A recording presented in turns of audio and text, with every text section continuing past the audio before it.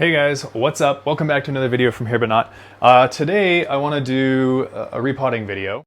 I have this Macodes petola and a second one, there we go, that are in two separate pots. I'm pretty sure they're clones of each other, but what I want to do is repot them into one single pot, possibly divide a few, and generally just talk about potting media, processes that I go through, and answer a few questions from some of my followers on Instagram.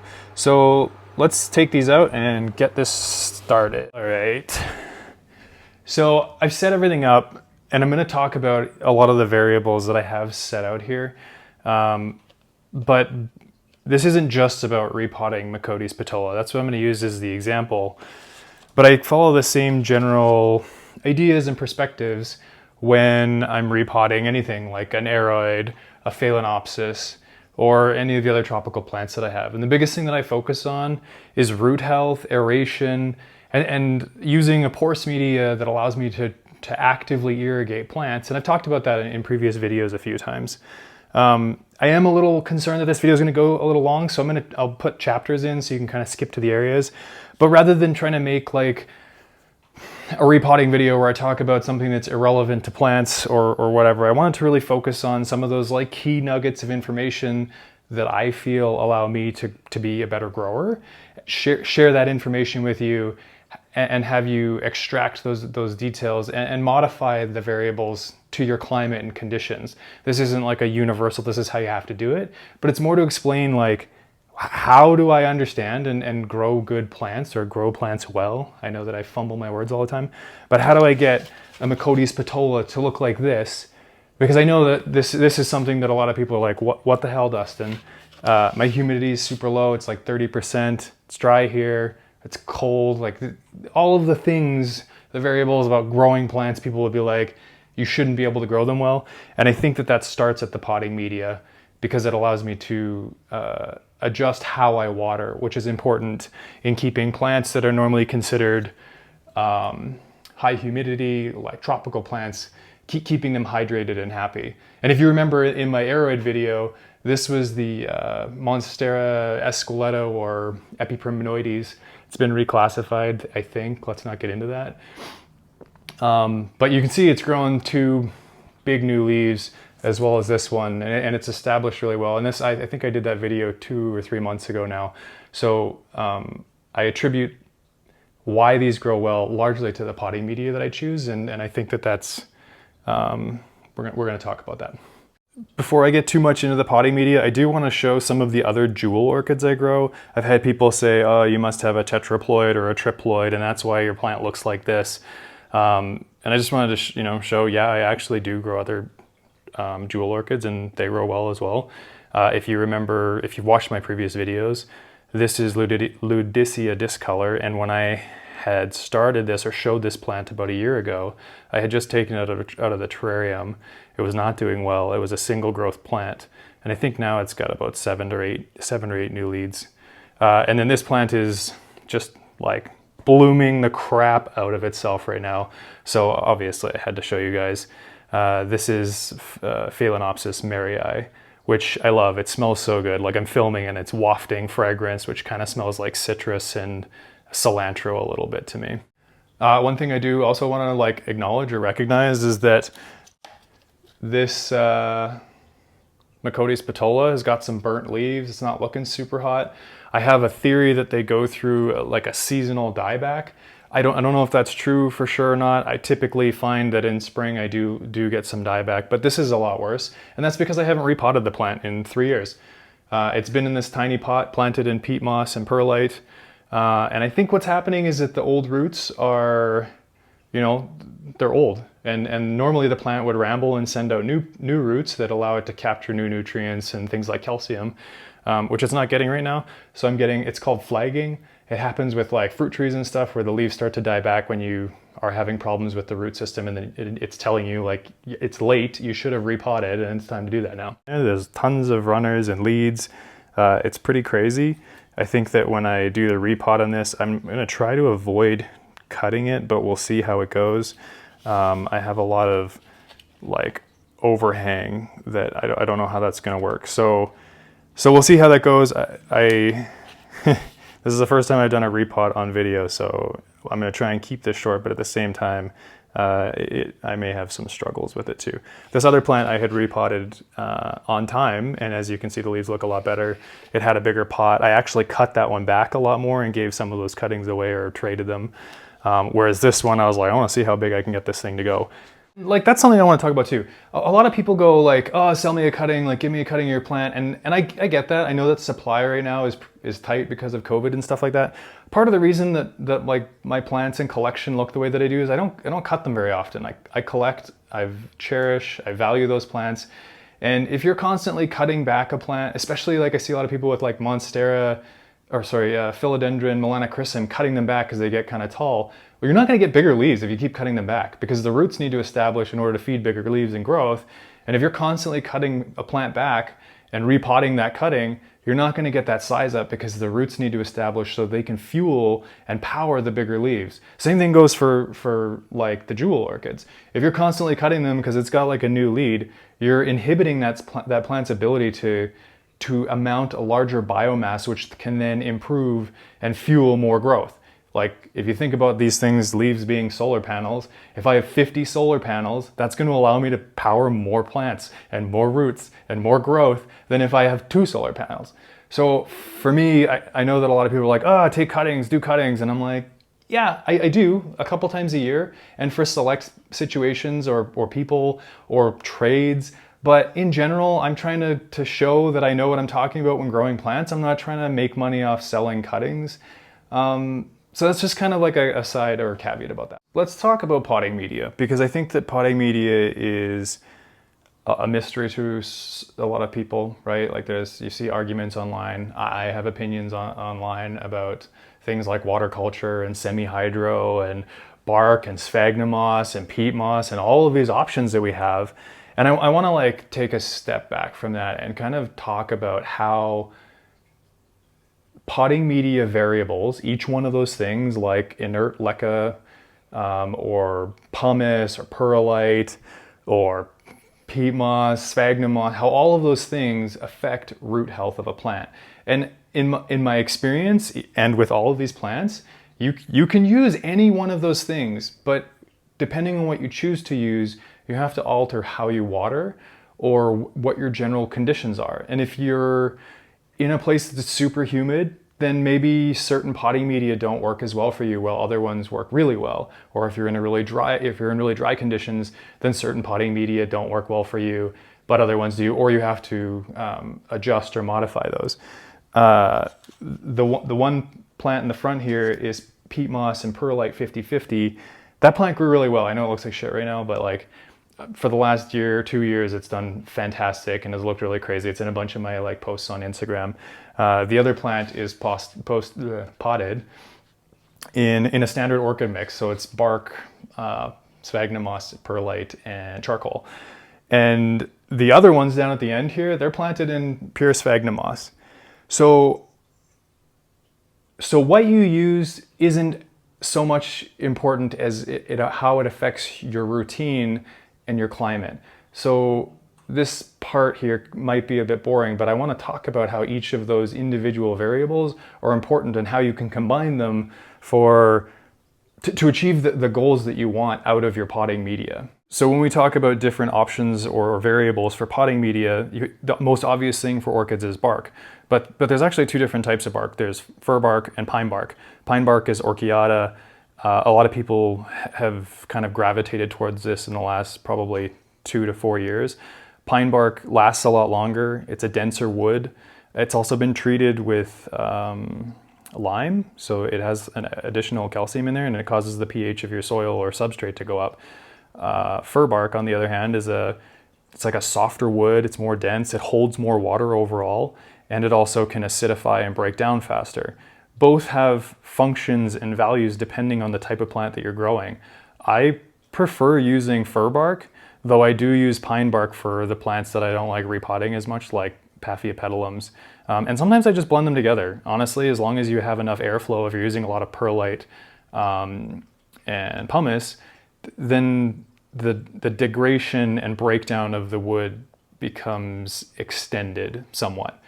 I had a couple questions, one from Mendo_JR and from Jaden.Griffin about potting media and soils to use specifically with Macodes petola, and around whether or not you can use soilless or African violet type potting soil, which I do. As I said, Peatmoss, perlite, 50-50, which is just Peatmoss like this. You can actually use this with Phalaenopsis if you do a 50-50 blend. I've seen growers use it.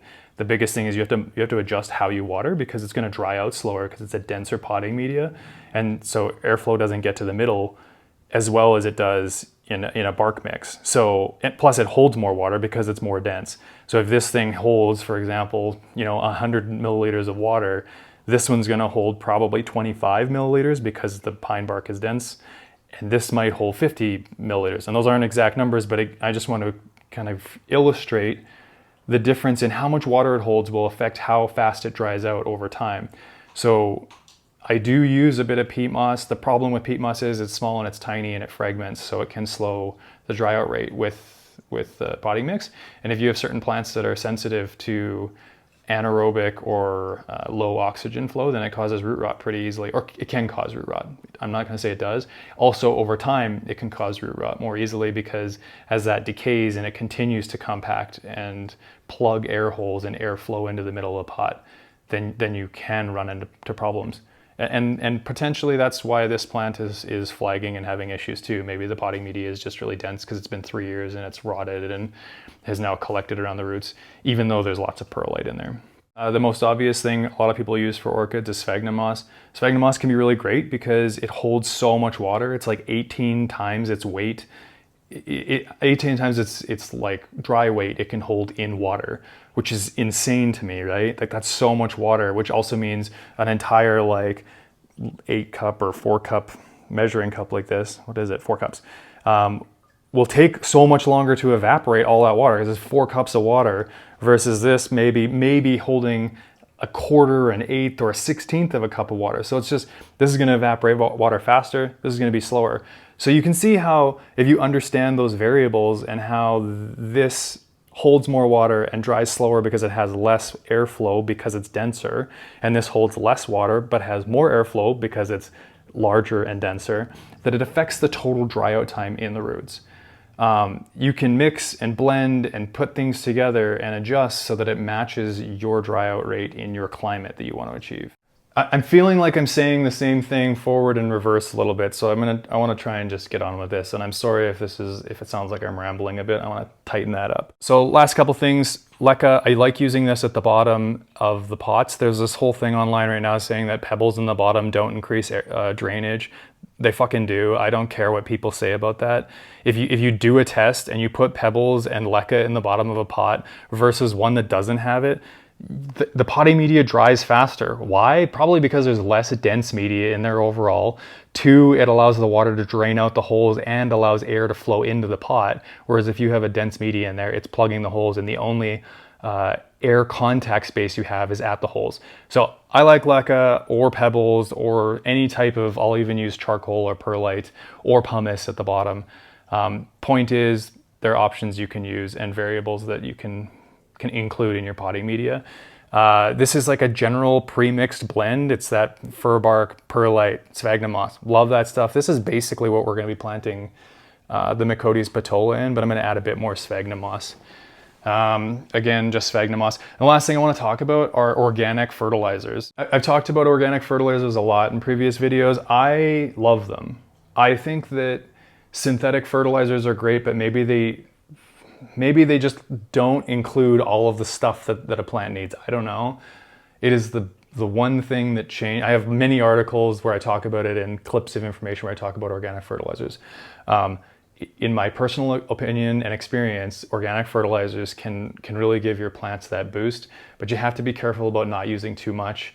If you overdo it, then you can get too much ammonia in the potting media, because as they break down, they release ammonia, and that can lead to root rot. So I typically use 1/8 to 1/4 teaspoon per pot, depending on the size. Sometimes I'll use a 1/2 teaspoon if I think that the plant is particularly robust. Like this, I would have used a little bit more. And I'm glad I did, because it obviously is like growing like crazy. So we talked about all of the media, kind of covered how the variables of those media can affect the dryout rate and why that's important or relevant for you as a grower to consider, you know, if you're using pine bark versus fir bark versus sphagnum moss, how that might affect your situation and your climate. If you have a really dry climate, it's like 30%, and you're using pine bark, that stuff's gonna dry out in like 2 days. It has the same problem that I have with LECA. It just dries too fast. And I don't know about you, but I don't wanna water my plants every 2 to 3 days. I already feel like once a week just takes so long. So figuring out those variables, testing them, exploring them, seeing how they work with your plants is a great way to find out what works for you in your climate. Another great way is taking the same plant, like cuttings of the same plant, and testing out different things. Pothos, everybody frickin' has a pothos, right? We all start with those like basic vines. You take a few clippings of those, put them into different potting medias, and explore where do they grow better. Don't think that because one pothos grows really good in sphagnum moss alone that all plants are gonna grow best in sphagnum moss alone. But my point is like experiment and see where you can bend your variables and flex the limits of your climate and situation to grow plants better, right? Like test and explore those things, and don't do it with the expensive plants, right? Like learn on the cheap plants and then apply that to the expensive ones. Another thing I should talk about is a catch pot or cache pot. I don't know how you say it, but essentially whenever I plant orchids or other plants into a pot, I try to include a cache pot underneath because it allows me when I'm watering to like fill and soak the bottom part of the roots, which is kind of like bottom watering, except I water from the top. But you really want the cache pot to actually have some airflow. So typically what I'll do is take a bottle cap and put it underneath so it sits at an angle, because you want these holes having active airflow. And if this is sealed, like if it sits flush, that's not good. You want to have it so that's like, so there's like a little bit of airflow like that with enough angle off the side. And you can see on my Phalaenopsis, there you go, a little bit of airflow. And if I take this plant out of the pot, out of the cache pot, don't drop this. There's a bottle cap. Check out those roots. This plant is long overdue for repotting. Shame on me, right? I definitely should have repotted this earlier. But when it went into spike, I was like, I almost dropped that. Anyways, when it went into spike, I couldn't repot it at that point, so I needed to wait. So I'll have to deal with that at some point soon. And I don't even know what it's going to be like because there's so many freaking roots in there. Repotting. This is that Monstera Esqueleto, and I talked about the pebbles at the bottom. This one has pebbles. I've also used styrofoam. You can be pretty innovative about this stuff. I don't think that you should use styrofoam. Don't go out and buy it on purpose. But if you have a new plant, it doesn't have a lot of roots set in the pot, you don't want the whole pot filled with dirt, because then it's going to take too long to dry in the lower layers, which can lead to root rot. So what I do is I kind of pack up a little higher into the pot so that there's less water held by the media overall. And then that ensures that you have essentially like good roots as they develop down in there, and they'll send down. And then you can kind of decide when it's time to repot based on does the plant, does the plant need to be repotted because the roots are getting big and they're pushing down, or it's drying out too fast. So let's talk about that really quickly. How do you know when it's time to repot? Typically you don't want to do it when the plant is flagging like this. Once you start having leaf dieback and problems like that, it's typically not good. It could be root rot, could be like mineral deficiencies not getting to the plant, which if you have a problem like mineral deficiency not getting to the plant, and all of that growth that is now having problems with that potentially grew with the deficiency, and so the cells are weaker and more susceptible to rot and things like that. So for me, do as I say, don't do as I do, because I don't repot very often. I do struggle conceptually with this idea that plants in nature don't get repotted ever, right? Philodendron is constantly laying new roots, so it makes sense to me because then they're always, like, the new roots are always in a new environment. But there's a lot of plants that aren't like that. Phalaenopsis, they do grow out and down, but they don't get repotted, and their old roots hold on for a long time. So I think part of that is mostly just airflow, and that's why using stuff like LECA and perlite in a blended mix is good, because it helps hold structure to the media even if it starts to break down and fall apart. But for me, I typically try and repot about once a year or 3 years. I especially will repot if I notice that there is something going on with the leaves. And I would have repotted this plant sooner, but I think this plant has brought a lot of like attention to my channel just because Macodes petola is a pretty popular plant right now. It's hard to find, and I also think that I have one of the larger like individual plants. So I want to show that process of repotting and care and talk about like all of this stuff so that you can potentially have that success with it as well. So with that, let's get on. Oh, the last thing, sorry. If a plant is too big, if a plant gets too big and it's, you know, outgrowing its pot, like the Monstera Esqueleto, if it starts getting too big and the roots are like punching out the bottom, or if it's drying too fast, like if the roots fill the pot and by the time like it's Tuesday and I water it on Saturday, if it's drying out too fast, it means that the media is not holding enough water for what the plant is pulling into it. So then I'll up-pot it into a bigger pot. Yeah, so with all of that, let's just get this repotting done. I'm going to be potting that into the standard orchid mix, so bark, perlite, sphagnum, and I'm going to add a bit of peatmoss for additional water retention. But like I said, you can use other things for this repot. That's what I'm going to use. I'm going to go and make the media mix first. I'm going to combine this stuff together in a bucket. I have a bucket here. Ta-da, ooh, dust, gross, shouldn't breathe that in. By the way, be careful when you're working with some of this stuff. I know that perlite specifically is carcinogenic, so it's made of like basically like a rock dust, I believe, or glass. And if you're inhaling that, it's not good, as I'm inhaling it. So I combine that stuff in a bucket, stir it up, add water, make sure it's really moist, and then, well, I'll show you. All right, so I'm gonna take equal parts perlite, sphagnum moss, and bark and combine them in the bucket. And then I'm going to add 10%, based on whatever that is, about 10%, which is normally a handful of charcoal. And I don't, this isn't an exact measurement, right? Like I kind of just do whatever. Half fir bark. Gonna add in a little bit of peat moss. Probably a quarter cup, just because it helps hold water a little better, but I still want more airflow in there. Then probably like a good chunk or handful of sphagnum moss. I'm gonna get this everywhere and Brian's gonna kill me. Oh, I'm in so much trouble. So there's a little bit more than I would normally mix in here for regular orchids, but that's because I want the water retention for the jewel orchids, because they're a terrestrial type orchid. Last thing is the charcoal. Normally I would not use my hands for this because this shit is hard to get out of your skin afterwards. Do a bit more than that. So with all this in here, I'll mix it up, add a bit of water, and then throw in the organic fertilizer. Just gonna add some water. Bottling cap is the same one that I've used since forever ago. And I think it's really helpful because that little spout allows me to like distribute evenly over the surface area of the potting media. If you haven't watched that video, check it out. I think I've changed some of my methods since then. I pH adjust now with citric acid, but good information either way.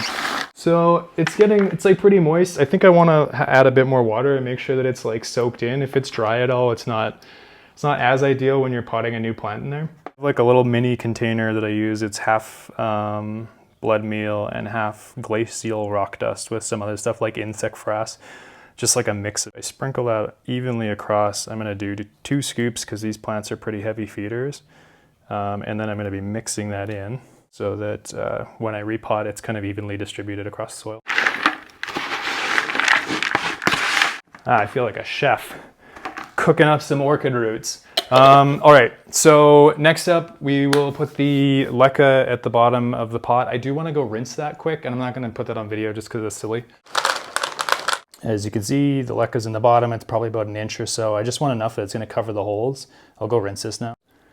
All right, that has been rinsed, and we're going to start scooping in just a bottom layer that goes underneath the plant roots, like at the very bottom, so that they're not sitting directly on the LECA. I also normally do this in the kitchen, so if I make a mess, I am going to get in a lot of trouble, but anything for you guys.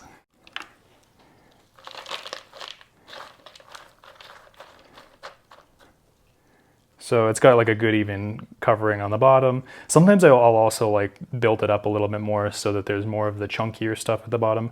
But in this case, so there's chunkier stuff at the bottom that allows for better airflow near the very bottom of the pot. But in this case, because we're working with the jewel orchids, which like a more moist media overall, I'm less concerned about how much of what I put in the very, very bottom. If it seems like I'm rushed, it's because I am. I'm running out of battery on my frickin' audio stuff.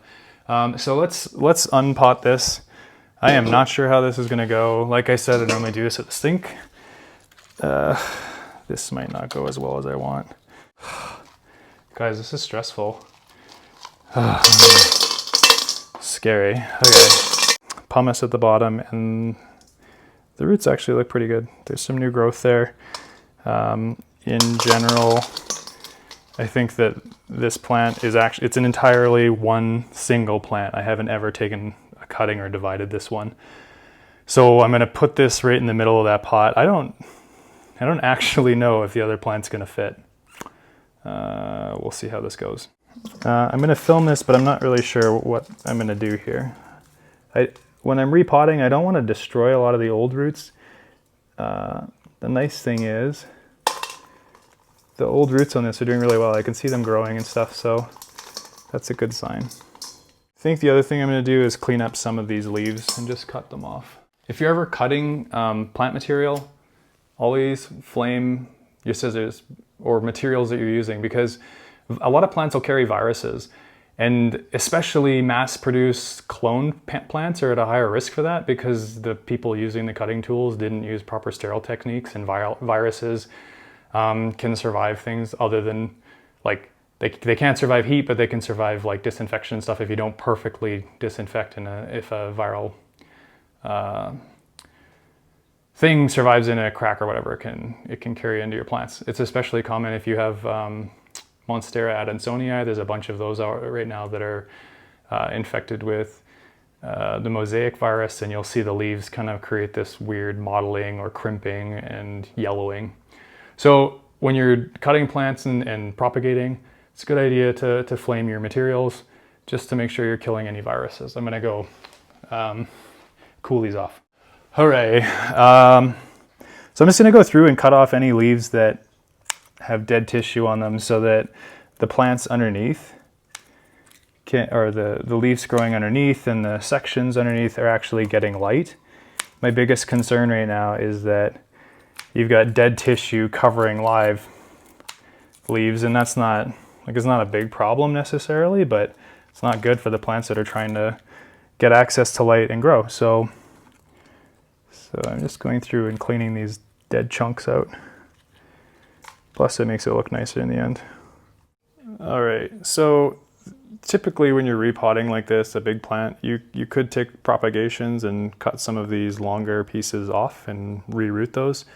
I don't have the greatest luck rooting unrooted cuttings. In the past, I've potted them just into Peatmoss, which is a moisture soil media, and I probably get about 50 to 60% rooting and growing on from there. And I have better success specifically if the cutting already has at least one root. One thing I'd like to do is try, water propagation. So taking a cutting and having it root in water before potting it. But for this specific video, I don't think I want to do that. At any rate, you can see there's some roots hanging in down there. They look pretty healthy. The old media, I'm not going to be able to get it out there unless I like jam through all of the other roots, and I'm not going to do that. If they start to die back, that's okay, because these new sections that are kind of hanging over the edge, those will start rooting in the new media and kind of take over. I don't know if the other plant is going to fit in that pot, unfortunately, which I was hoping to save some space on the shelf, but that just might not be the case. So let's get this potted in there, and I'll show you kind of how I pot it in, fill in, and then cover the top with sphagnum moss to increase humidity at the base of the plant. So the media is in the bottom there, you can see that. Typically just gonna plop this in. Oh man, this is not, there's no way, I don't know what I was thinking. There's no way I can fit 2 plants in there. So what I need to do from here is like fill in and around, and I am concerned about battery power, so if I lose this and we have to resume later, that's probably okay. Holy. Okay. I might chop this down a bit, but I'm just gonna film and go from there.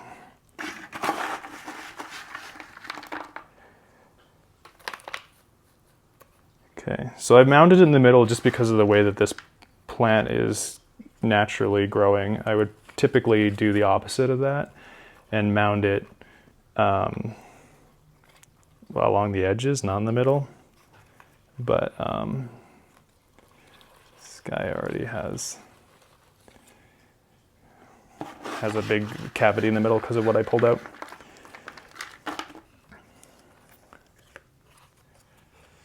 And then I'm just going to go through and make sure that I pull up the extra pieces that were kind of sunk down so that they're not totally buried. There we go. Okay, so then from here on in, like the potting, this is like the worst repotting I've ever done.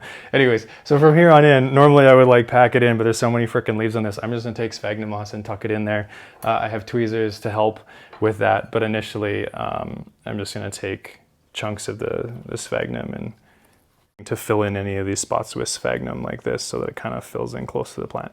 And then you kind of have like dual action, right? Like you have a super moisture retentive section directly below the plant and where the leaves are growing.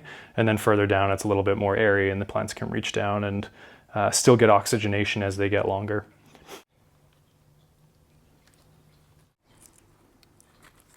Well, when I started this, I thought I was gonna be able to pot like a little one in the center and then some around the edges. That's the repot. I think that we'll see how this thing goes. I think it's going to be a pretty cool looking plant in probably 6 months to a year from now, assuming that the roots on these exterior pieces can now like root into the sphagnum moss. They couldn't before because they were hanging over the edge of the pot. I still have this one that I need to actually repot, so I'll deal with that later. But that's pretty much it. That's not exactly how I expected it to go, but hey, welcome to repotting and dealing with plants. So last thing, always make sure that you tag your plants. Some other questions that I've had about Macodes petola care. I do have a blog post on the topic, so if you want to like know more about specifically my perspectives or thoughts on care with Macodes petola, check out the blog post. I'll put it in the description below. One question that I see come up a lot of the times is curling leaves on Macodes petola. That can be a sign of dehydration, but I think it's also just, it happens in lower humidity as the plant is, I think that they're cam plants, and so they're trying to hold in the water and oxygen during the day, and so their stomata like close up, and I think it changes the structure of their leaves a little. It's a guess, I don't know, like I'm not an expert in this area, especially with like weird plants like Macodes petola that haven't been studied. Either way, I've put in the media at the bottom, filled in with sphagnum moss around the top. There's some of that organic media in there. And now like it goes into my standard care. So when I water it, I flush from the top down. I do a lot of foliar feeding, use MSU Orchid fertilizer for that.